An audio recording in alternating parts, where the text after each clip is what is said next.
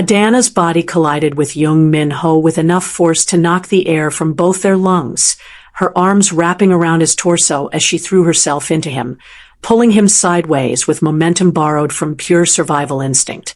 "There's a sniper," she hissed against his ear, her breath hot and urgent. "Your driver set you up. Don't move."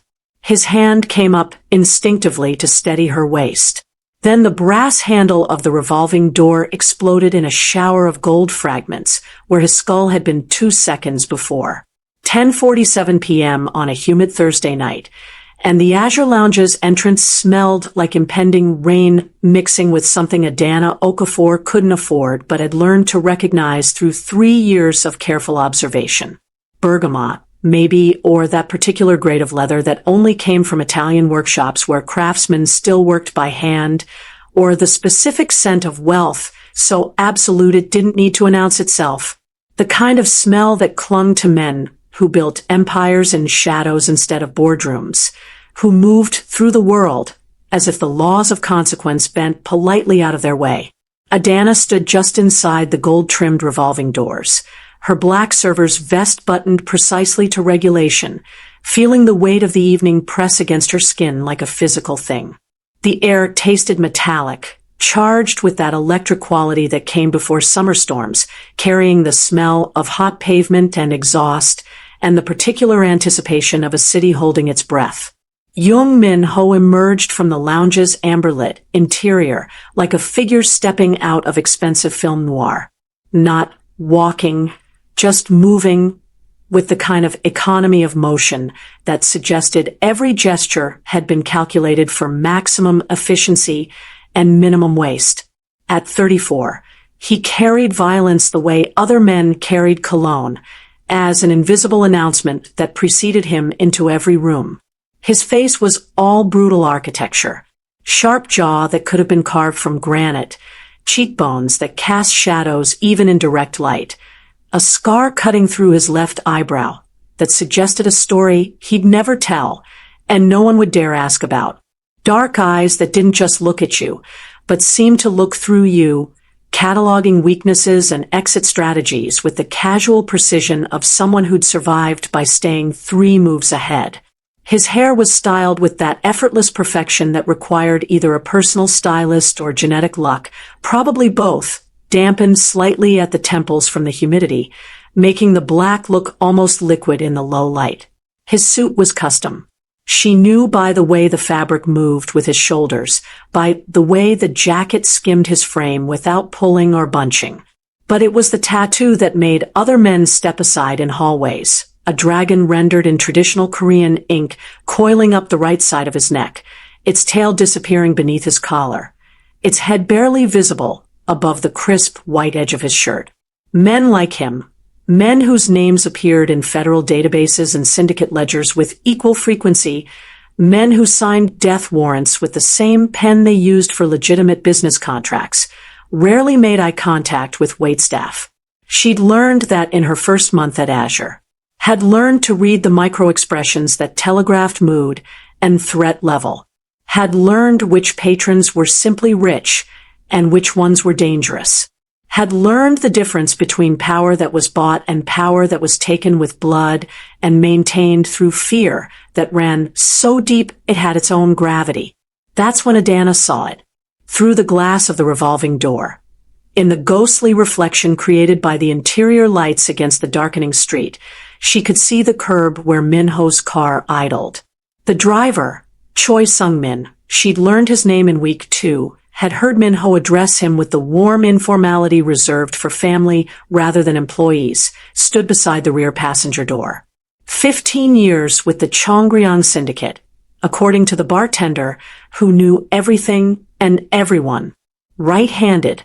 She cataloged that detail automatically, because her training at Langley had taught her to track dominant hands the way predators tracked movement, because knowing which hand reached for weapons first was the difference between living and bleeding out on foreign soil. Except in this exact moment, at 10:47 and 33 seconds, Sung-min was adjusting his watch with his left hand. Her pulse spiked, slamming against her throat like something trapped and desperate. The movement was wrong. too deliberate. Not the absent-minded fidgeting of someone killing time, but the precise, rehearsed gesture of someone executing a predetermined signal. A signal she'd seen once before in Karachi from a station chief who'd been compromised and leveraged and forced to choose between his mission and his daughter's life. Then she caught the reflection.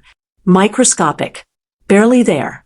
A pinpoint of red light dancing across the polished chrome of Jung Min's Patek Philippe before vanishing into the humid darkness. Laser sight. Not on Min Ho yet. On the driver. Confirmation signal. The sniper was positioned, locked, waiting.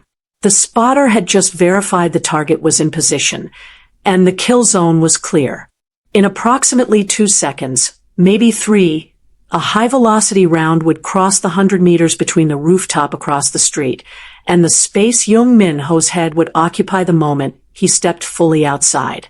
The revolving door was reinforced glass, commercial grade, but only rated for handgun calibers. It would spiderweb the round, maybe deflect it by a few degrees, but it wouldn't stop it. Not at this angle. Not with the kind of rifle that required laser acquisition at 100 meters in low light. Adanna's mind cycled through options with the cold calculation of someone who'd been trained to make life-or-death decisions in fractions of seconds. If she shouted, the sniper would fire immediately, compensating for movement. If she grabbed Min Ho overtly, his security team, she'd counted 3 inside. 2 outside would interpret it as an attack and respond with lethal force.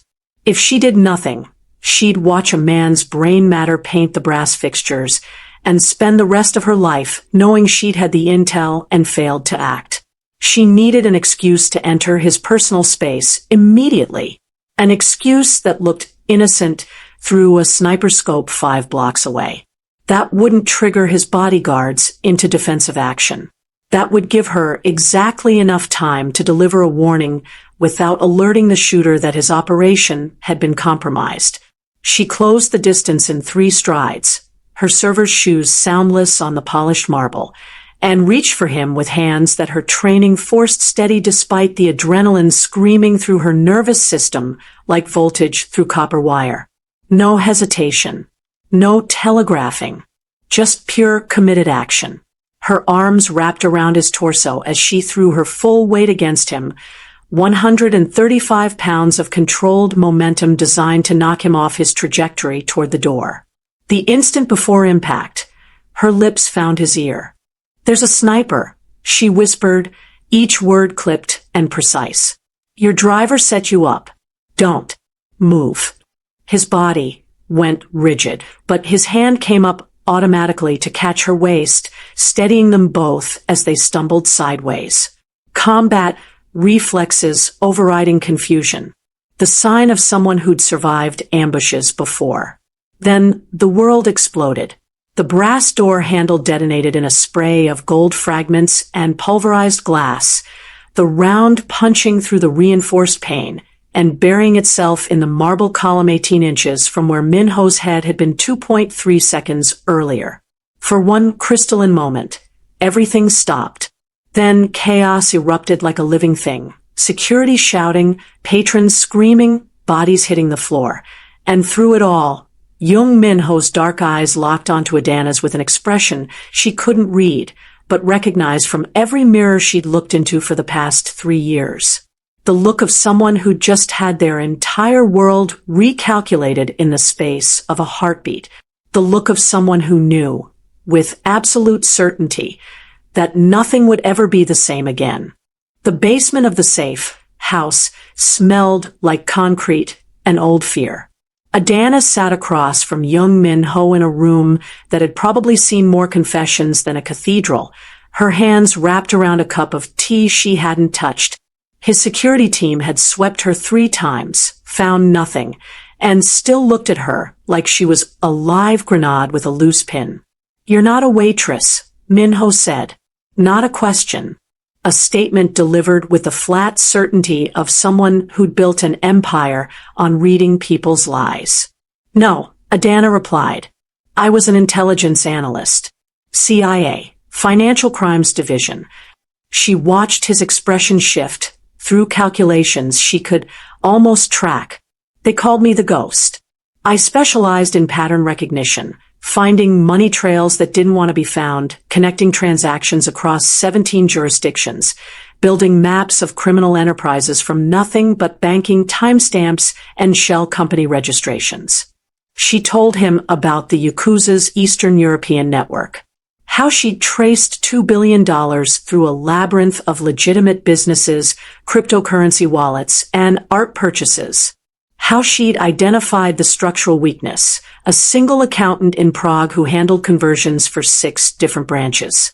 How her analysis had led to simultaneous raids across 9 countries. And then, Min Ho's voice was quiet, dangerous. Then I found them all. Her tea had gone cold. Deputy Director Marcus Chun. 23 years with the agency. 3 criminal organizations on his private payroll. He'd been feeding them intel, rerouting investigations, burying evidence. She met his eyes. When I compiled the proof, he tried to have me killed in Karachi. Made it look like a botched kidnapping. I survived. Barely. Witness protection offered me a new life, and I took it. Why break cover now? Because, Adanna said simply, I can't watch people die. Min Ho's tech specialist was a woman named Ji-won, who looked like a graduate student but moved through the apartment's security systems like a surgeon through anatomy. She found the first camera in 4 minutes, embedded in the smoke detector's LED, broadcasting on a frequency that shouldn't exist in consumer electronics. The second was in the bathroom mirror. The third in the kitchen's overhead light. By the time she reached 7, Adanna felt her skin crawl with the weight of invisible observation. NIS. G1 announced, her laptop displaying code that looked like digital hieroglyphics. National Intelligence Service. Military-grade surveillance. Biometric scanners in the flooring, pressure sensors that map gait patterns, weight distribution, probably even heart rate variability. She looked up, her expression grim. This isn't surveillance. This is a research lab. They've been studying you. Not me, Min Ho said quietly. The syndicate. How long? Based on the firmware versions. Ji-won's fingers flew across keys. For years. Maybe longer. They've been building a behavioral database. Every conversation, every movement, every micro-expression cataloged and analyzed. She pulled up a schematic that made Adanna's intelligence training scream warnings. This apartment isn't a safe house. It's a honeypot. They wanted you to bring someone here. Wanted to see who you'd trust when your back was against the wall. Min Ho's jaw tightened, the dragon on his neck seeming to coil tighter. Can they hear us now? I've created a localized interference bubble.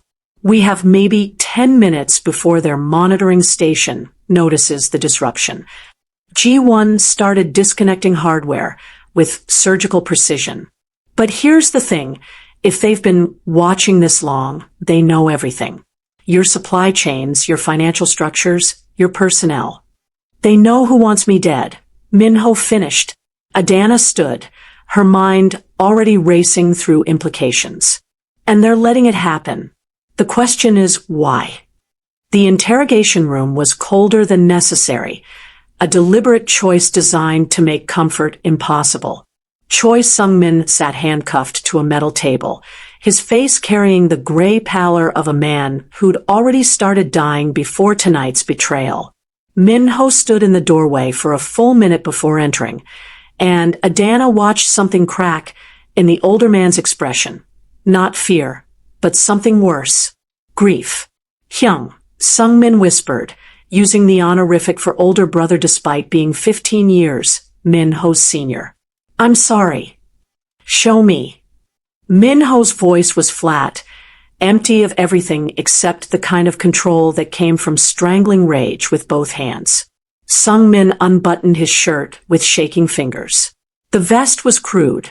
C4 plastic explosive molded against his ribs, connected to a dead man's switch that looked like it had been assembled in someone's garage.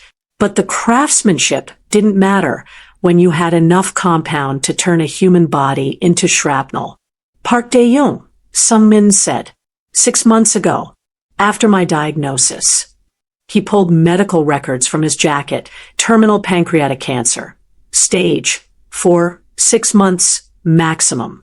Then different records, stamped with a private clinic seal. He said he could get me treatment. Experimental. Expensive. Said the cancer was in remission. That I had years left if I followed the protocol. Your daughter, Adanna said quietly, the pieces clicking into place with horrible clarity. Ji-hai. She's in her final year at Boston University Medical School. She doesn't know what I am, what I've done. She thinks her father imports luxury cars.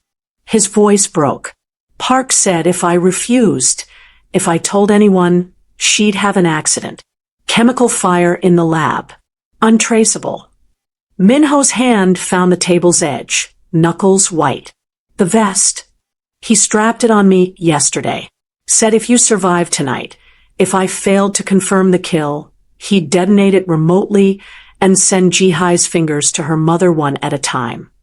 Min Ho's security chief was a former ROK Special Forces operator named Kong, who approached bomb disposal with the enthusiasm most people reserved for Sudoku puzzles. He'd swept the memorial hall 3 times, found nothing, and was now on his 4th pass with equipment that looked like it belonged in a science fiction film. The altar stood in the center of the private room. Lacquered black, wood, gold inlay, photograph of Min Ho's mother positioned between offerings of rice and fruit. The incense holder was ornate, bronze cast in the shape of a lotus, exactly the kind of piece that belonged in a family shrine. Kong lifted it with hands steady enough to perform surgery. Shape charge, he announced, his voice clinical. Military grade, hidden in the hollow base. Pressure release trigger connected to the weight sensor. He pointed to hairline, seems invisible to untrained eyes. The moment you place the incense stick and step back, reducing pressure on the platform, detonation. Designed to direct the blast upward and outward. At this range, it would have liquefied everything from your ribcage to your skull. Adanna studied the setup with the cold assessment of someone who'd seen too many improvised devices in too many countries. The incense lighting is ceremonial. Everyone would be watching. Phones recording. Your entire inner circle present as witnesses. Not an assassination, Min Ho said quietly. A statement. Park wipes out the legitimate air in front of the organization, makes it look like I had enemies even my own security couldn't stop. He turned to Kong. Can you trace the components? Already done. The C4 signature matches a batch stolen from a ROK Army depot 8 months ago. The electronics. Kong pulled up photos on his tablet. Custom work. Same signature as the vest on Jung Min. 1 builder. Probably 1 handler. Park's bomb maker, Adanna concluded. Which means Park's been planning this longer than 6 months. The cancer, the coercion, the memorial, this was always a multi-stage operation. Min Ho stared at his mother's photograph, jaw working. He's not just taking the syndicate. He's erasing my entire bloodline from history. Min Ho slammed his hand on the table hard enough to make the teacups jump. Absolutely not. You go in there, you don't come out. Park doesn't take prisoners, he takes trophies. Adanna remained perfectly still, her voice carrying the same calm she'd used when briefing deputy directors on operations they didn't want to hear. I've already identified 3 of his offshore accounts, using nothing but the shipping manifests your people pulled from Busan Port Authority. Give me 72 hours inside his operation, and I'll map his entire financial network. You'll be dead in 72 hours. Maybe. She pulled out her phone, began typing. Or maybe I walk out of here right now, Go straight to the NIS field office on Sejongdaro and tell them everything I know about Chongryong's legitimate business structures. Your tech companies, your real estate holdings, your pharmaceutical imports. Her finger hovered over the send button. I've got draft immunity agreements already written. All I have to do is press send. Min Ho's expression went absolutely flat, the kind of dangerous stillness that preceded violence. You're bluffing. Am I? Adanna met his eyes without flinching. You built a $20 billion empire by blending criminal proceeds with legitimate revenue. I can see the seams. The shell companies in Singapore that own the holding companies in Luxembourg that fund the venture capital firms in Seoul. I can burn it all down. Min Ho, the NIS gets Park and you, and I disappear into witness protection with a new name and a federal pension. Why would you do that?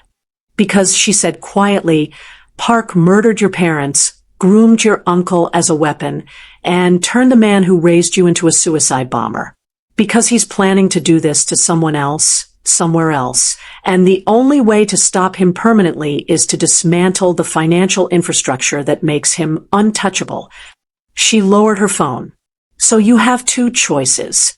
Let me go in, or watch everything your family built turn to ash in federal court. The silence stretched like a blade. 3 days, Min Ho finally said. Not 72 hours. 72 hours exactly, or I'm coming in after you. The Busan container yards smelled like diesel and salt water, and the particular chemical tang of industrial paint under sodium lights. Adanna moved between the stacked containers with Min Ho's 2 guards flanking her, young men named Tae and Sung Ho, who'd been told this was a simple intelligence handoff to a Port Authority contact. They didn't know they were about to die. She saw Park's team first, 4 shooters moving with tactical precision through the maze of containers, using commercial vehicles for cover. Professional, probably ex-military, definitely experienced in making bodies disappear in industrial zones where security cameras had convenient blind spots. Contact left, she said quietly, and Tae turned reflexively toward her voice instead of the threat vector. The mistake cost him his life. The first burst of automatic fire caught him center mass, stitching a pattern across his chest that painted the container behind him in arterial spray. Sung Ho managed to return fire, his pistol barking 3 times before a round took him in the throat and dropped him choking on his own blood. Adanna moved on pure combat instinct, grabbed Tae's fallen weapon, put 2 rounds through the nearest shooter's face, then deliberately fired wide on the other 3. Needed to sell the capture, not win the fight. She let them flank her, let them think they had superior position, then dropped the weapon and raised her hands. Tell Park Dae-young, she said in Korean practiced until the accent was flawless, that the ghost wants to negotiate.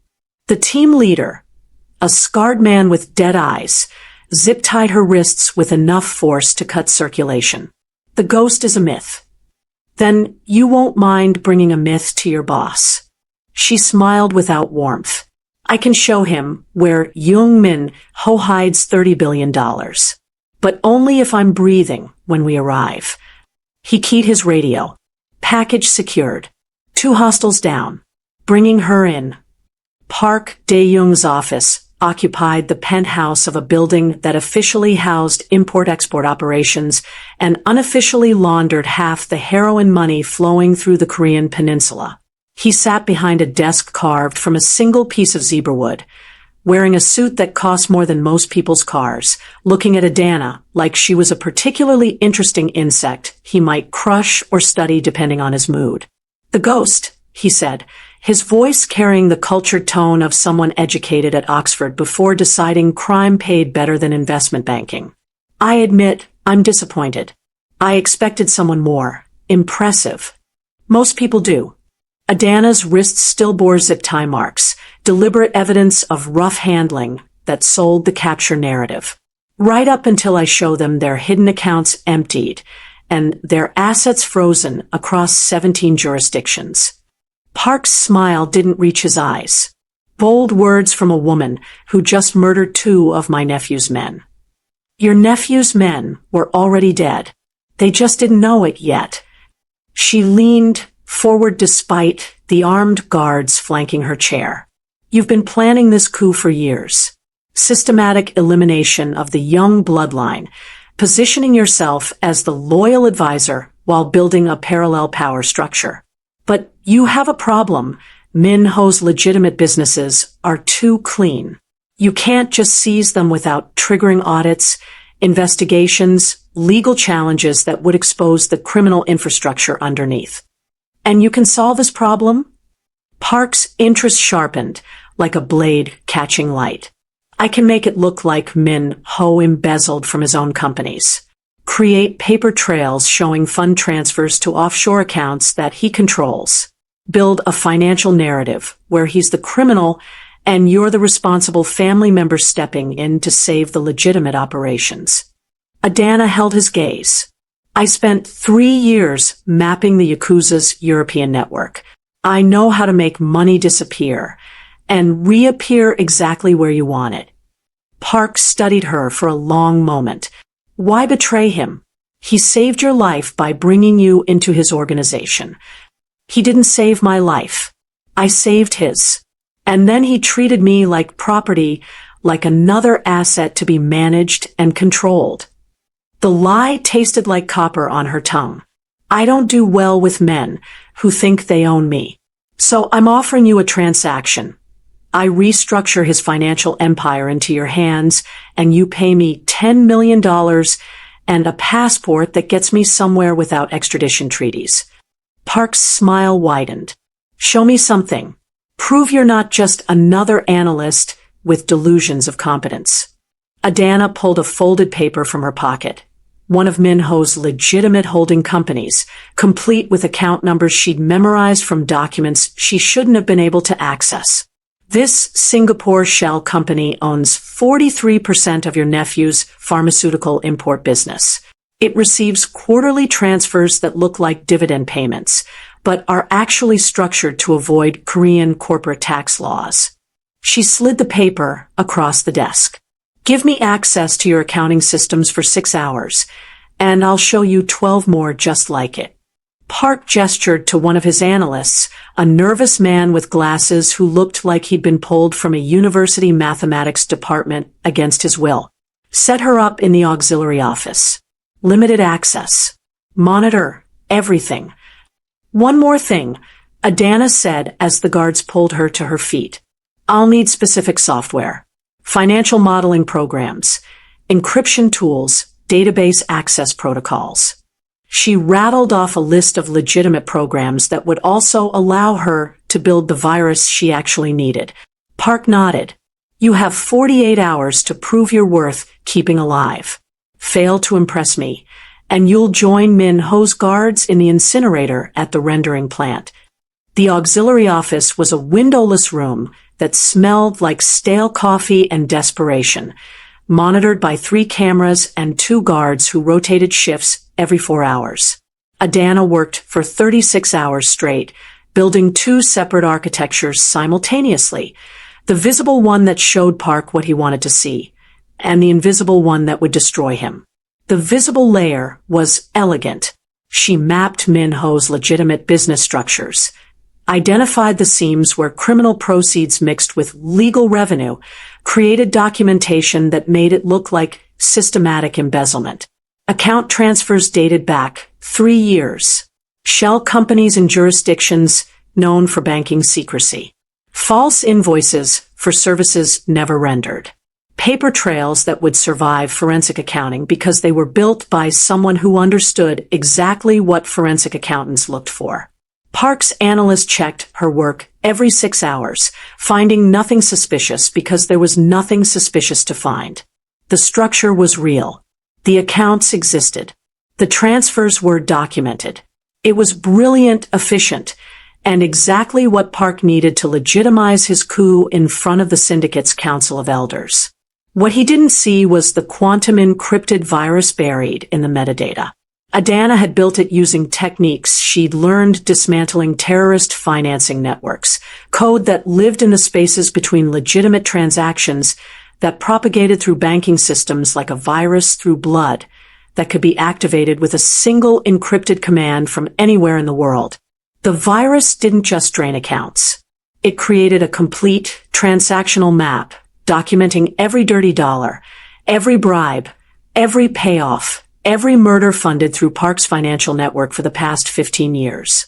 And it broadcast everything simultaneously to 7 different intelligence agencies: Korean NIS, FBI Financial Crimes, Interpol, Japanese Public Security, Chinese Ministry of State Security, MI6, and the International Criminal Court, with redundant servers ensuring that even if Park's people managed to shut down one transmission, 6 others would continue. The activation key was biometric. Specifically, it required Park Dae-young's own fingerprint, captured through a scanner Adanna had embedded in the tablet she'd been using for account verification.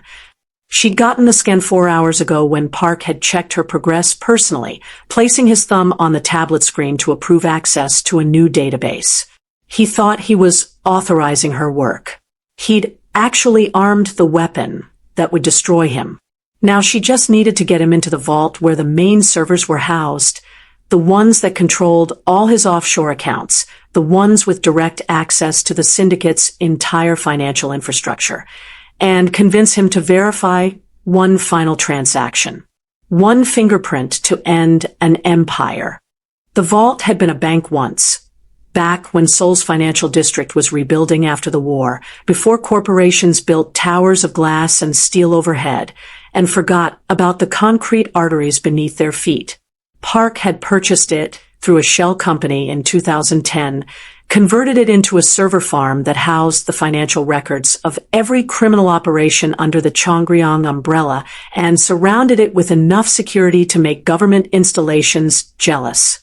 Adanna descended the stairs flanked by guards, carrying the tablet that held 15 years of financial restructuring and one quantum-encrypted apocalypse. Park waited in the vault center, surrounded by server racks that hummed with the sound of cooling fans and processing power, his expression carrying the satisfaction of a man watching his plans crystallize into reality. "Show me," he said without preamble. She pulled up the final architecture, a complete transfer protocol that would move every asset Min Ho controlled into accounts bearing Park's biometric signatures. "It's elegant," she said, her voice carrying professional pride that wasn't entirely fabricated.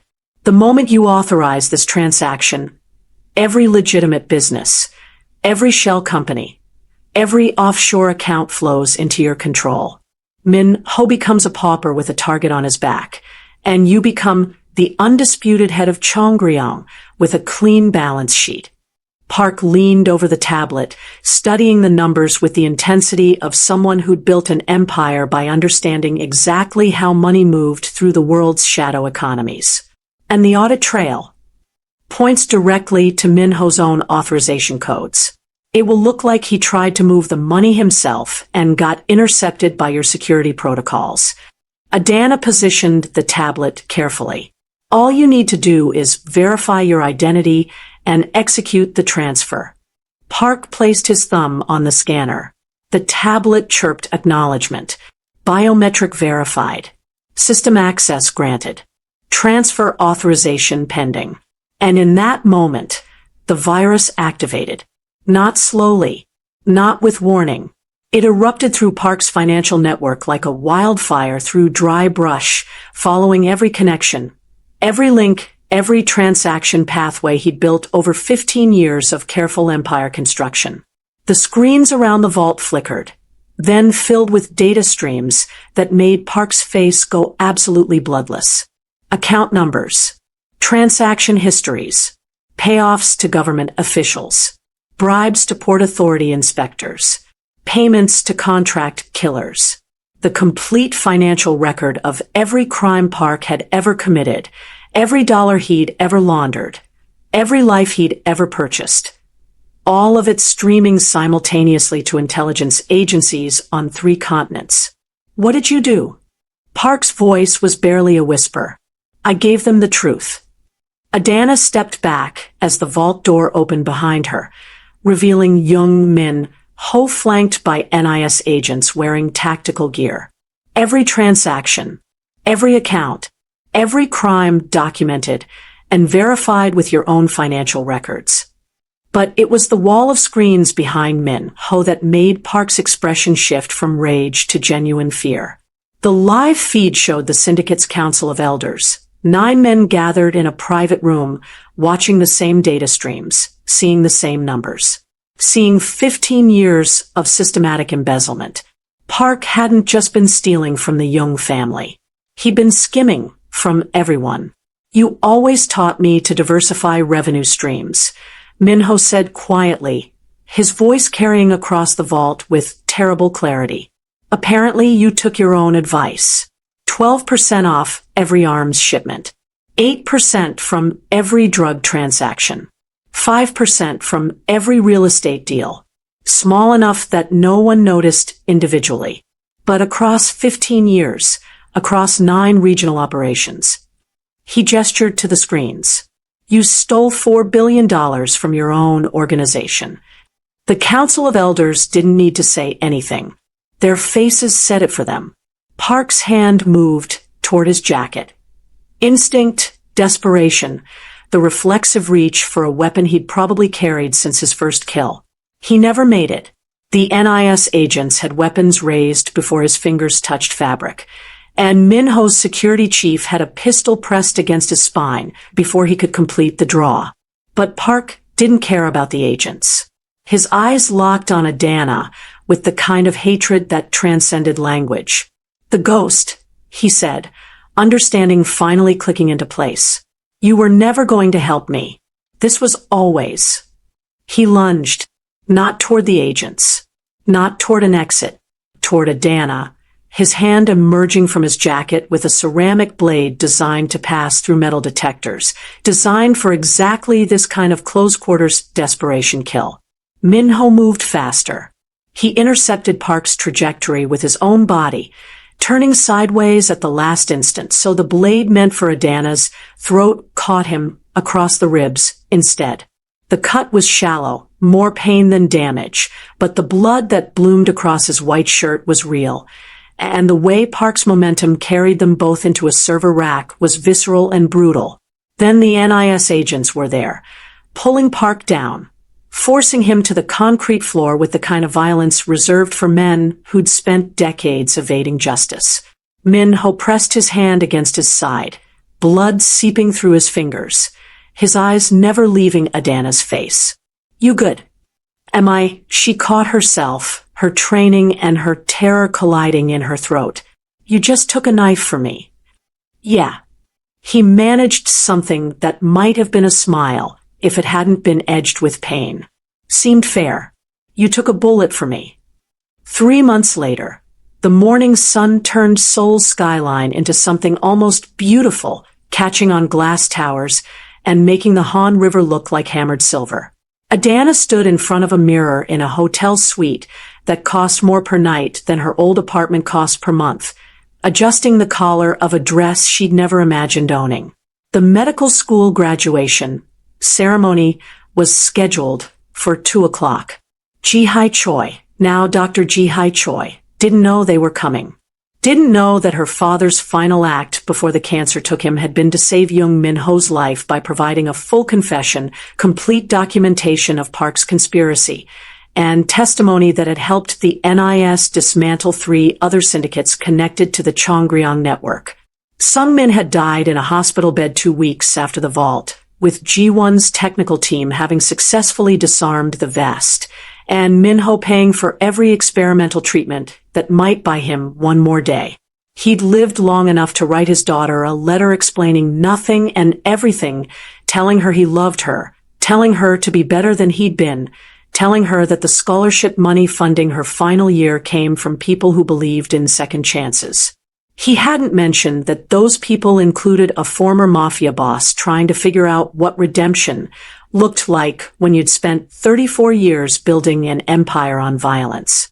Min Ho appeared in the doorway, wearing a suit that somehow made him look less dangerous and more human. No tie. He'd stopped wearing them after Adanna pointed out they were tactical liabilities in hand-to-hand combat.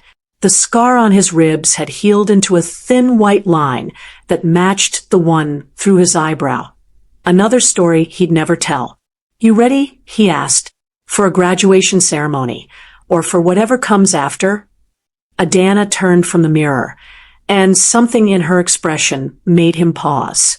After had become complicated. Park was in NIS custody, awaiting trial.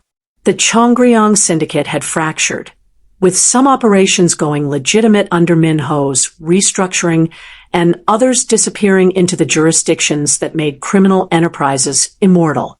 The Council of Elders had voted to recognize Min Ho's authority, partially out of respect for his family name, and partially because Adanna's financial restructuring had made him the only person who actually understood where all the money was. The NIS had offered them both deals. Immunity in exchange for testimony. Protection in exchange for cooperation. New identities in exchange for disappearing. They declined. "I've been thinking," Min Ho said, crossing the suite with that liquid economy of motion that still made her combat instincts calculate threat vectors. "About what comes next. About what you said in the safe house. About not being able to watch people die." "Min Ho, there's a neighborhood in Gangnam. High poverty, high crime, lots of families trapped in cycles they can't break." He stopped close enough that she could see the flecks of gold in his dark eyes. "The syndicate has resources. Money, real estate, connections. What if we used them differently? Education programs, job training, community centers, after-school programs that keep kids out of the recruitment pipelines that feed organizations like the one I inherited." Adanna studied his face, looking for the angle, the manipulation, the hidden agenda that 2 decades in intelligence work had trained her to expect.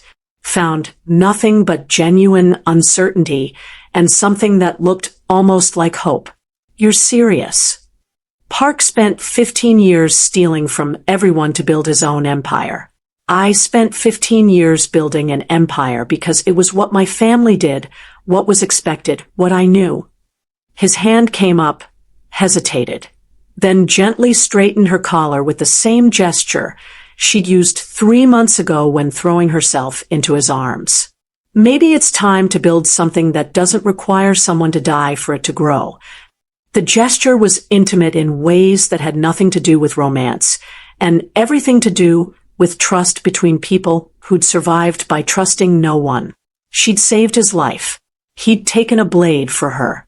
They dismantled an empire together, and emerged on the other side still standing, still breathing, still trying to figure out what justice looked like when the law and morality occupied different jurisdictions. "One condition," Adanna said. "Name it." "No more safe houses with NIS surveillance." Min Ho's laugh was genuine, the kind that transformed his face from something carved and dangerous into something almost young. "Deal." They left for the graduation ceremony 20 minutes later, 2 people who'd met over a sniper's scope and were now trying to figure out how to build something that might deserve the word redemption. The dragon tattoo on Min Ho's neck caught the sunlight as they walked, and Adanna straightened his collar one more time, not because it needed straightening, but because the gesture had become theirs. A reminder that sometimes salvation came from the most unlikely places. Sometimes it came from throwing yourself into a stranger's arms and whispering a warning that changed everything. Sometimes it came from choosing to catch someone when every instinct said to let them fall. And sometimes it came from deciding that the empire you inherited didn't have to be the legacy you left behind. If you have been enjoying this story so far, kindly subscribe and hit the notification bell to ensure you're part of the inner circle for every new release. The screen might go black, but the legend continues. Don't miss the next epic story.